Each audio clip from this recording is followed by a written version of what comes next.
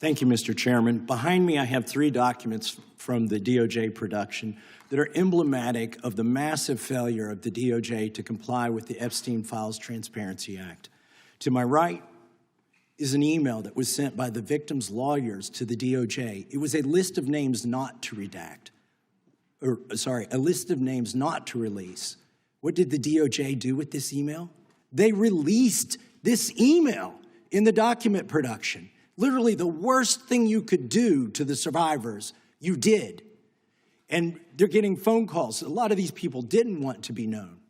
And we know you touched the document because you redacted one name and you redacted the lawyer's name, but you left the survivor's name there. The next document I want to show you, that was in the title, the victim's survivors' names, all right? The title of this one is Child Sex Trafficking, Co-Conspirators, fully redacted. And by the way, I'm going to unredact them here. Les Wexner is in this. Now, your your deputy attorney general said, oh, well, he appears hundreds of times in the files, but he doesn't appear in this file until I forced you to release it, where he's listed as a co-conspirator, not to tax evasion, but to child sex trafficking, not to prostitution, not to money laundering, child sex trafficking.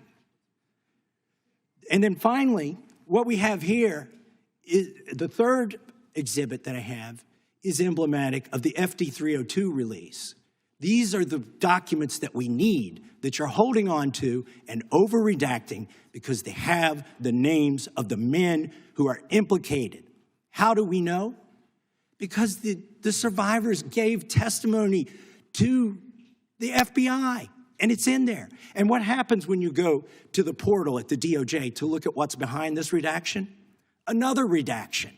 So we can't even see them. And then there's some of these files you've pulled down from the website that we will never see because we can't search the redactions. So I have several questions for you. Who's responsible? Are you able to track who in your organization made this massive failure and released the victims' names? Are you able to track who it was that obscured Les Wexner's name as a co-conspirator in an FBI document? Do you have that kind of accountability? I believe Wexner's name was listed more than 4,000 times. Yeah, I already told you that. This is where he's listed as a co-conspirator. Can I finish my answer? Come on, let me finish my answer. We corrected that within 40 minutes. He was already, you're acting like everybody's trying to cover up Wexner's name. Reclaiming my time. I'm going to answer this question. Reclaiming my time. Mr. Chairman. This is how this works. Can I have my time back? Mr. Chairman. The gentlelady can give her answer. The time belongs to the gentleman from Kentucky. All right, I'm reclaiming my time. Can I give my answer? So yes. I'm going to put the language of the bill up on the screen. Chairman, may I give my answer on that? It's a political joke, and I need to give my answer on that. We'll let the Attorney General respond, and then the gentleman can move to his next question. It's my time. Within 40 minutes, you asked me a question. Within 40 minutes, Wexner's name was added back. Within 40 minutes of me catching you red-handed. Red-handed? There was one redaction out of over 4,700, and we invited you in. This guy has Trump derangement syndrome. He needs to get, you're a failed politician. You need to get on these matters. Mr. Chairman, please restore his time and remind the witness of the rules here. There is no credible information. None. If there were, I would bring the case yesterday that he trafficked to other individuals. Is that your position as well? My position is any victim who comes forward, of course, we would love to hear from them.